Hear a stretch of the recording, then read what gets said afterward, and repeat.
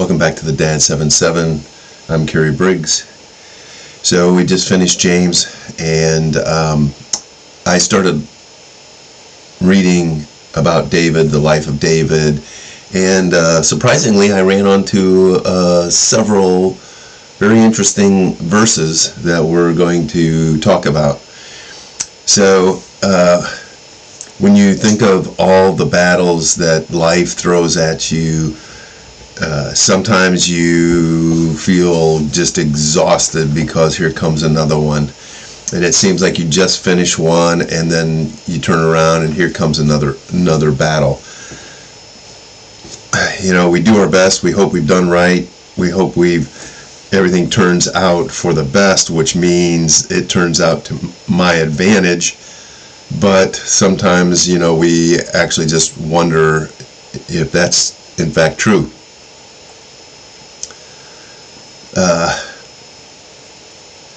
And sometimes those battles, they don't even, you know, when they get done, you don't feel victorious, like, gosh, I really nailed this one.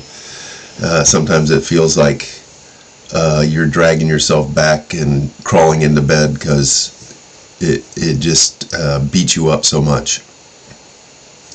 Well, when you look at the life of David, you know, we see the same kind of things that, you know, he was God's man. He was man after God's own heart.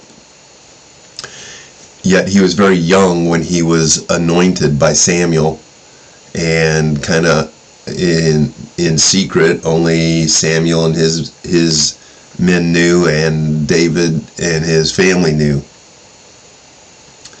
And David being the youngest, you know, it was kind of like, okay, you're anointed, now go tend the sheep, get out of here.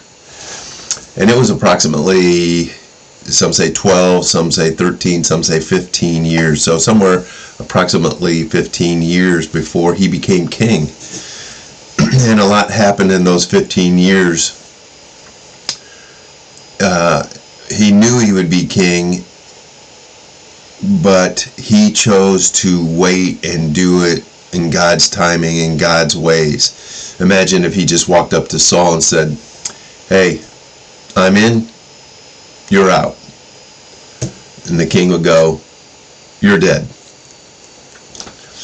But David had many opportunities, and it was quite frequent that when there was a change, that it wasn't a natural change where the king died and somebody took over, but it was a somewhat violent episode where the king is killed and the successor takes over.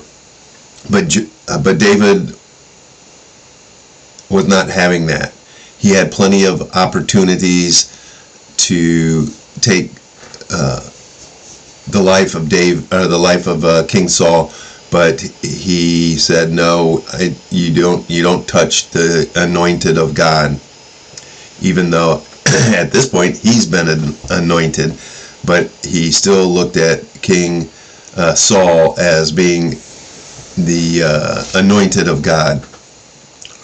So we're going to look at one of the most famous Bible stories, and there's probably some countries that don't know about this, but it's one of those stories that, you know, everybody seems to know about it. But don't tune out, because we're going to look at some different things in this story that you may never have considered before. David was not famous. His appearance, he appeared not to be of any importance to the society, and even in his own family, being the youngest, it was like, go tend the sheep. But he anoints him in Samuel 16, 12, and 13, and like I said, his family was like, great, go watch the sheep. And that was his training ground for being king. All right, so then we pick up the story in 1 Samuel chapter 17. Everyone knows this story, so I'm not going to read it. I'm going to paraphrase it. The Philistines have squared off with Israel. They're up on two hills. There's a valley between them, and Goliath comes out, and he yells at them and says, just send somebody out, we'll fight, and if I win, you're our slaves, and if you win, we're your slaves. And, Goliath was a giant. He measured somewhere around 9 feet 8 inches. That means he's 4 inches short of hitting his head on a basketball rim. To put it in a kind of perspective, that's how big he was.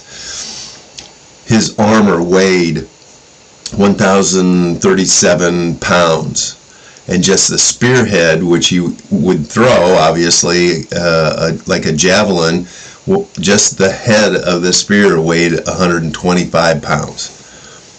He was a big boy. So the story goes, he challenges Israel, and he's done this day and night for 40 days. And David knows that they're in a battle with the Philistines because 3 of his brothers went to war with King Saul, and but he doesn't know a lot what's going on. And his dad says, hey, they've been there a while, go take them some food, take their commanders some food, and that's where we pick up the story in verse 20, and paraphrasing it, he gets to the battle, he's just watching until Goliath comes out, he challenges Israel like he's done, the Israelites flee back from him, and David hears some people saying, hey, the one who kills kills Goliath, the king is going to make him wealthy and that, and David starts asking about that, and he also, his brothers then come in, and his brothers get angry with him because he's like, yeah, you just came to see the war, you didn't come to help us out, and they're angry at him. He's like, hey, what did I do? I'm just asking questions. And so, but he ultimately, he says, who is this uncircumcised Philistine that he would dare defy the armies of the living God? And so this gets back to King Saul. And King Saul calls David in. He's aware of who David is. He calls him in, and when David gets in front of him, now most of the time people would be kind of like, oh, it's the king, I'm not going to say anything or whatever. But David comes in and he says, hey, don't let your hearts fail. In other words, don't let your countenance fail. Don't be discouraged. Don't worry. He goes, I'll kill him. And Saul says, David, you're just a youth. And he's a seasoned warrior. This ain't going to happen. And but David, you would think he would be shy, but David was not. He said, look, while I'm guarding my father's sheep, I've killed both the bear and the lion who've come and taken sheep. And this uncircumcised Philistine is nothing more than one of them. It's the same thing. He is defying the army of God, and he cannot win. And so you kind of know the rest of the story, where David goes out and and he fights Goliath, and he smacks him upside the head with a stone, and he falls down. David runs out, grabs his sword, and cuts his head off, and then the Israeli army routs them. Now the difference was that the opposing armies, the Philistine armies, were much bigger than Israel.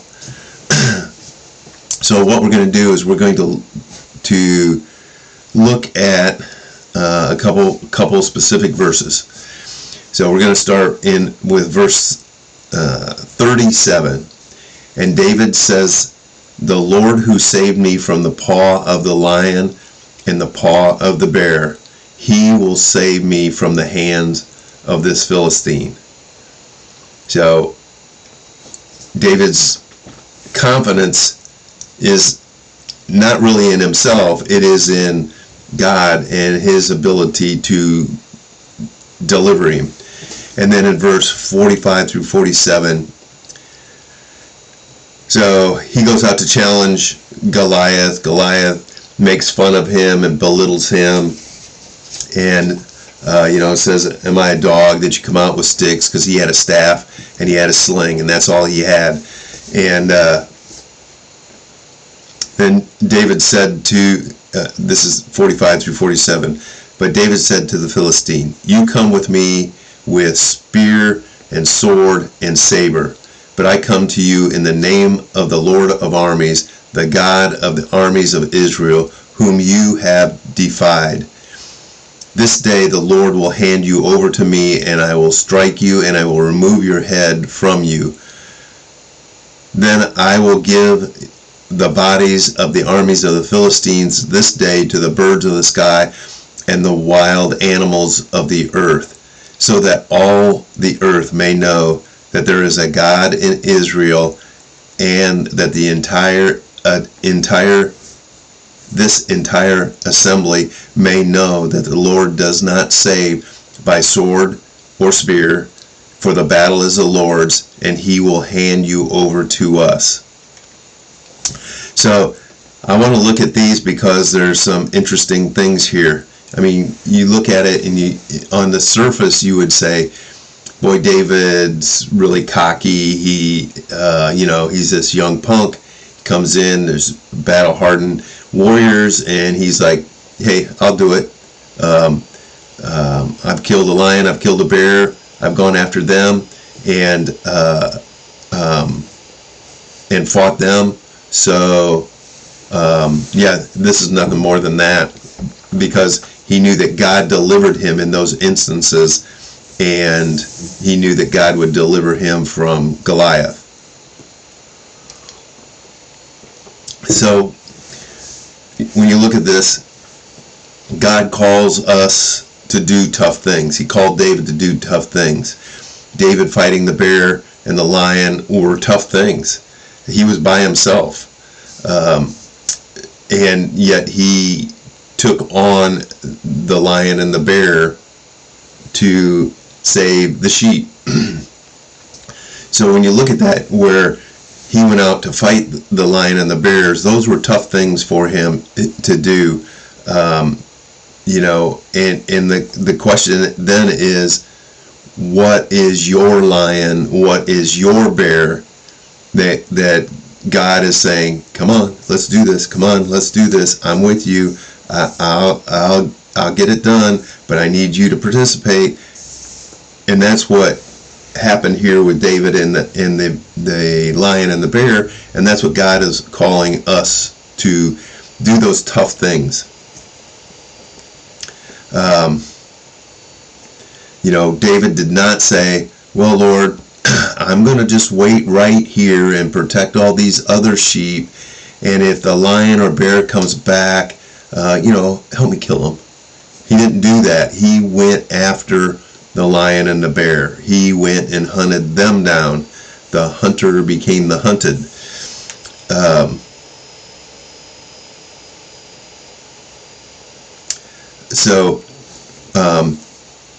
He moved away from where he felt safe and secure, where there wasn't any danger, and he headed into danger. Now, today you're not going to necessarily go out and actually fight a lion and a bear, but there are situations, there are obstacles that are in front of you that are like this lion and like this bear. And if you sit back, then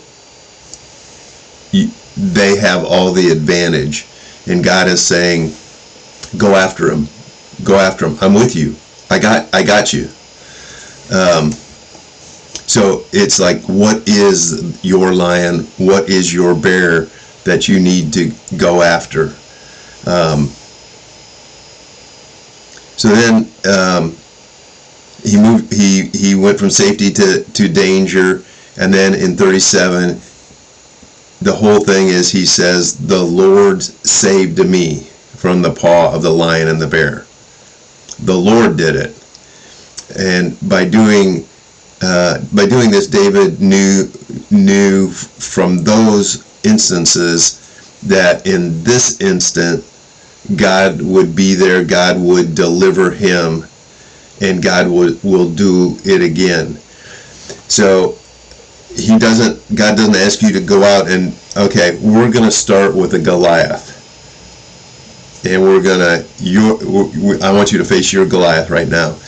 He starts you with something small, and then you build confidence, and your faith increases, and then God says, okay, let's go one rung up, and so then it's the next thing. But understand that, just like in verse 37, the battle is the Lord's. He is the deliverer. David was willing to be used by God. He didn't sit back with his sheep and go, gosh, I hope they don't come back. You guys, you could be in jeopardy. That he went with God into the situation. And that's what God calls us to do. Obviously, that takes a close relationship with God. You don't just start out with a Goliath.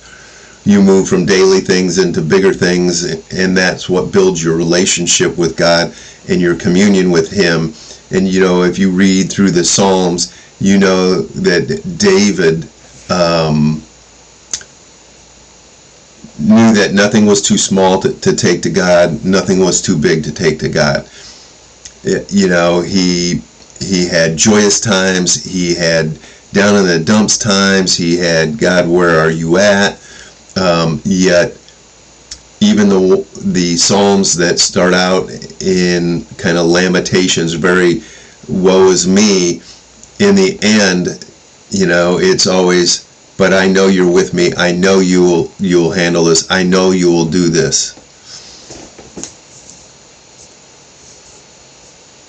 So when David confronts Goliath, David confirms these things to himself and to the Philistines and to the whole Israeli nation.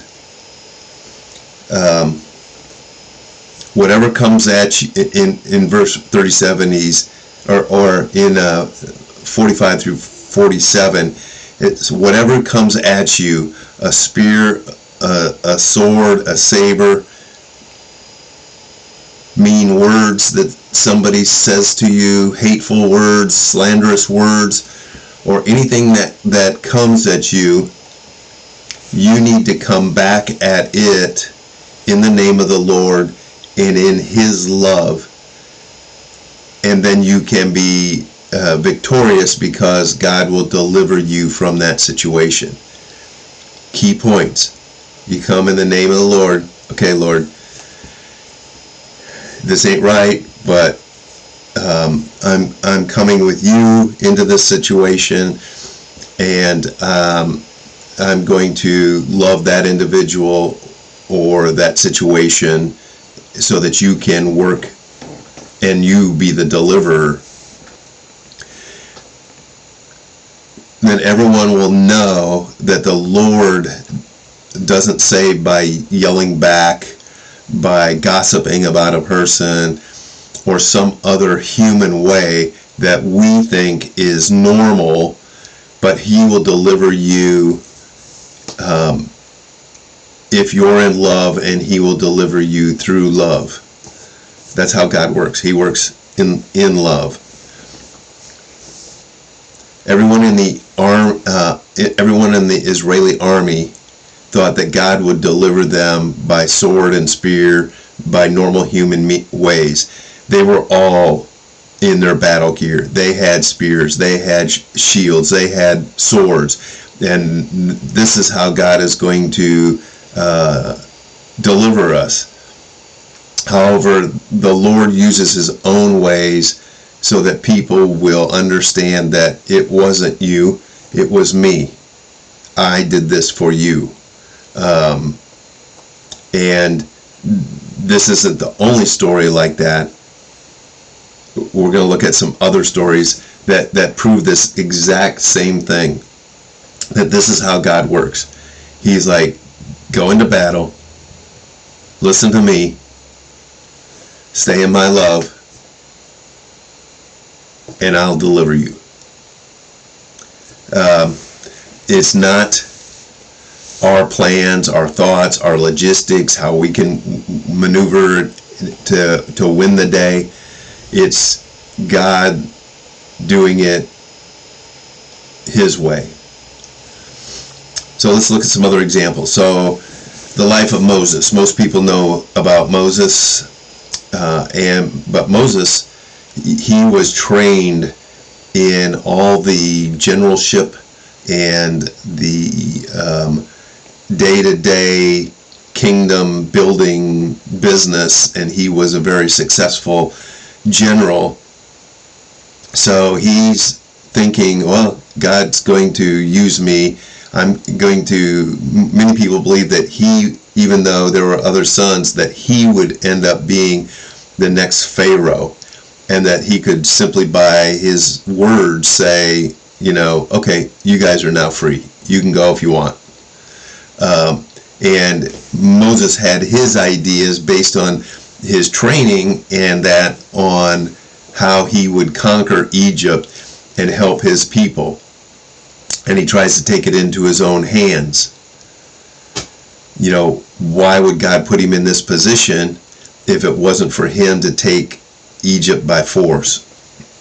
So he kills an Egyptian, it gets found out, and he flees because God says, no, son, it has to be done my way, not your way. And so 40 years later, he comes back in the name of the Lord of armies and battles with words and lets God do the God thing, and they get released. 10 huge plagues. God did that. Everyone knows God did that. Anybody who says God didn't do that, those weren't true. That's what they're trying to lie to themselves because they don't want to believe that actually there is a God. So the point is, Moses had his ideas. God said, nope, this way. So then let's look at Joshua. Joshua, they come across the Jordan. Their first encounter is the Battle of Jericho. Jericho was a high-walled city, and they had an army in there. And so Joshua's out looking at that wall and going, yeah, we've never fought anybody with a wall like this around their city. How in the world are we going to do this? We have no idea. So then an angel shows up, and he goes, hey, got an idea for you. Let the band do it. Let the marching band do it. And he's like, say what? He goes, yeah, let the marching band, get the marching band in here, and they'll take the wall down. First of all, I think Joshua's head is spinning. But just imagine this. He's the leader of 2 to 3 million people. He has generals. He has captains. He has all these warriors. So he goes from this encounter to the leaders, and the leaders go, okay, so what's the plan? And Joshua says, yeah, you guys are going to sit this one out, bring in the marching band. We're going to have the marching band do it. This is the way we're going to fight this. And I'm sure that the generals were like, oh my gosh, does he have a fever? Has he lost his mind? Did he swallow water going across the Jordan? What is the matter with him? And I'm sure that they felt like Joshua had simply lost his mind. But that's what happened. And God showed them, I got you.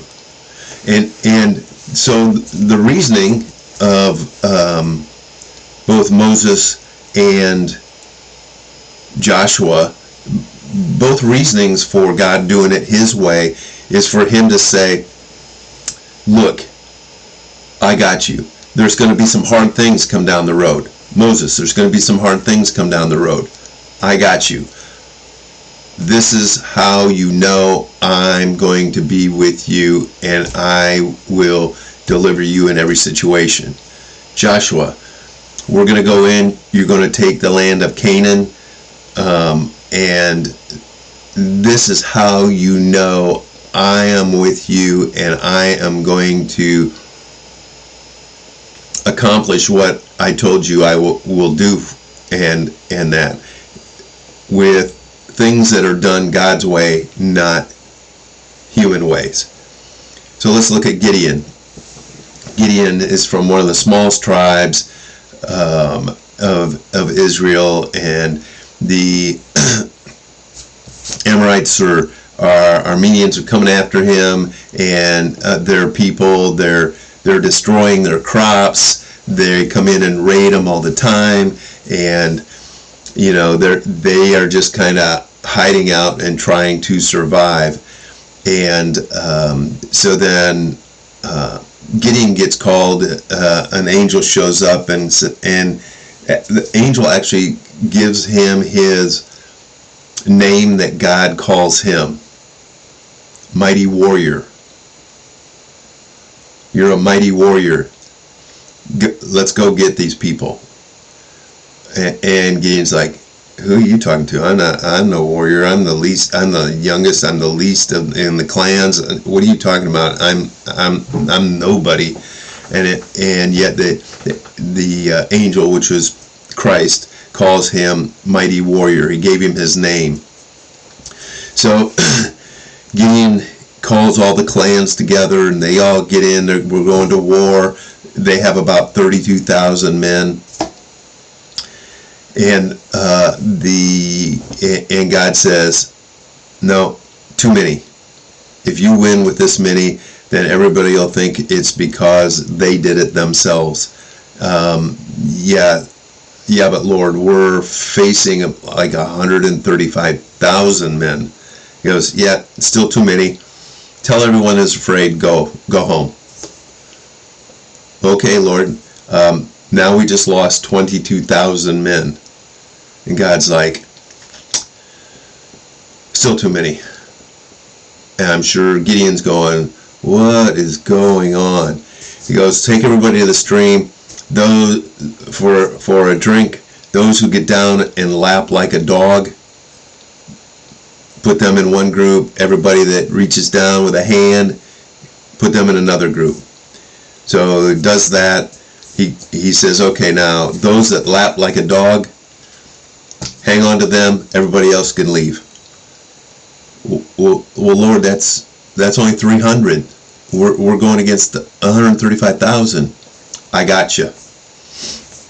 You will know that I'm the one who delivered you. And you will know and that God is there, and he's saying, I got you. So then they do. They take the 300, and there's some other things in here about fleeces and stuff, but the bottom line is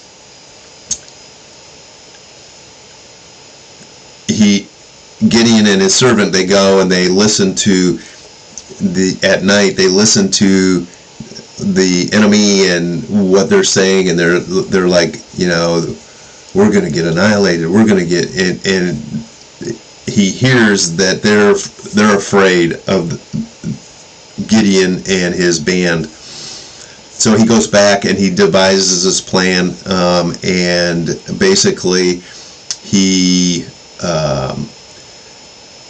does a lot of things for show of a big attack, and that yet they still only have the 300, and they get all confused. They start running, and they get routed by Gideon and 300 men, because God said, I got you.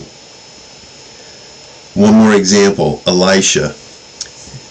So Elisha with the armies of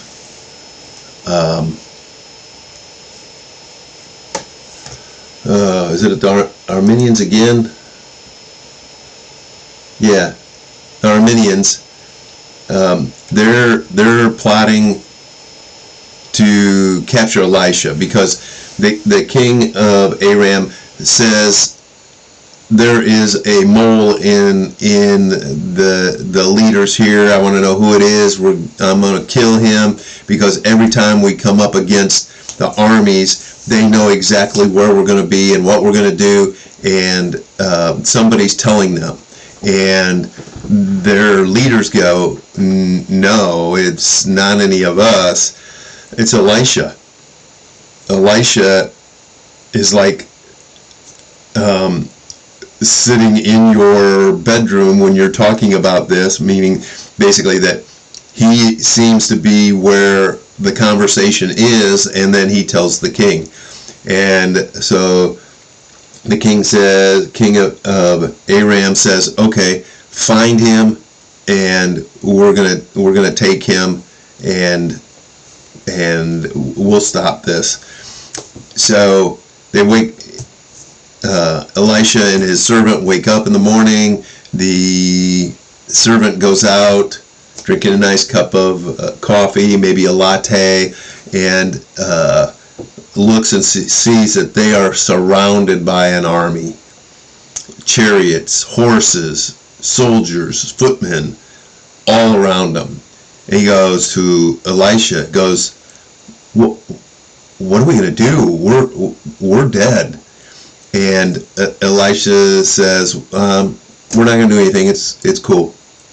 And I'm sure the servant was like, Elisha, have you lost your mind? Do you not see them? And then Elisha says, Lord, open his eyes that he can see your army. And so he opens his eyes and sees the army of God all around, behind and encircling the army of Aram. And again, the battle is not ours, it's the Lord's, and he will do it his way. So he doesn't have the armies of the Lord just come in and wipe them out. He says, Lord, make them blind. So they blind all the army, and then they lead them to the king of Israel. He goes, come on, I know where you need to go. Here, let me take you where you need to go. And so they're like, okay, because they can't see, and so he takes them to Samaria, to the king of Israel. And so then they show up and then, knock on the tent, knock on the door, and go, hey, I brought the armies of Aram with us. And king of Israel's like, okay, should we kill them? And he's like, no, let's feed them. What? Yeah, let's feed them.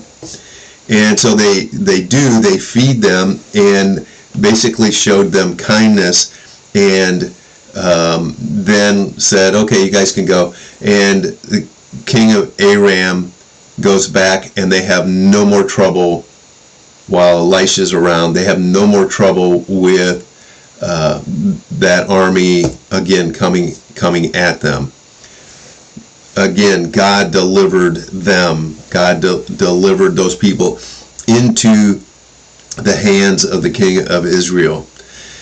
So there's a lot of other stories that do these same things, that show these same things.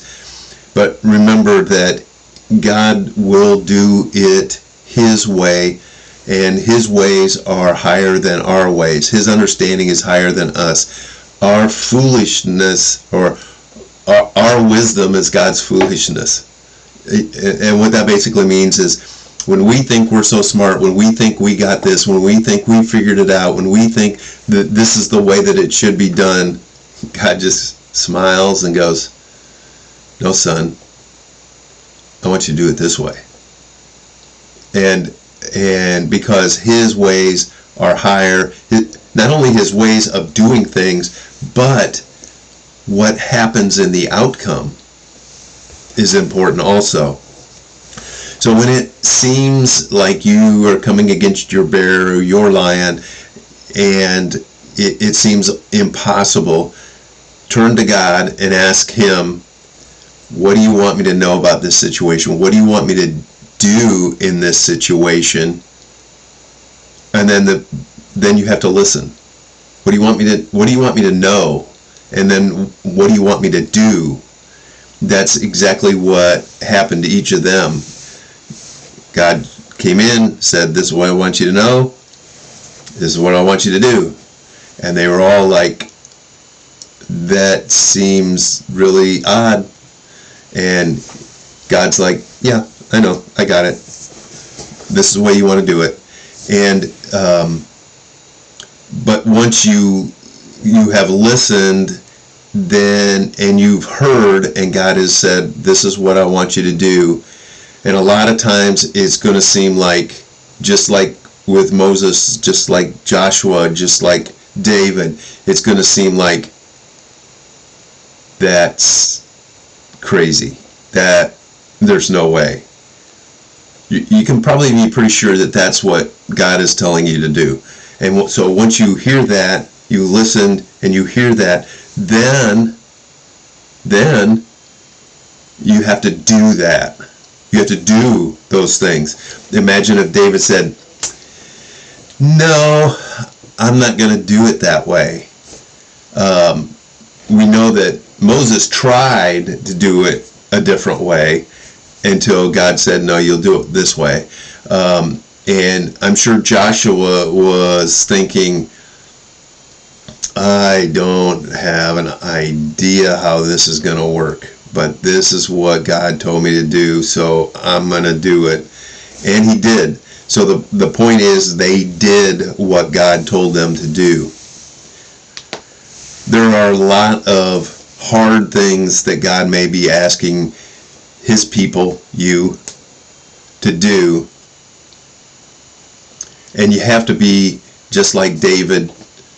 The battle is not ours, the battle is the Lord's. But the Lord wants you to be involved in the battle. And He will tell you how to do that. He will tell you how to go about that. So as you can imagine, the title of this is, Whose Fight, Whose Battle Is It? It's not yours. It's God's. Ask Him, listen, and do.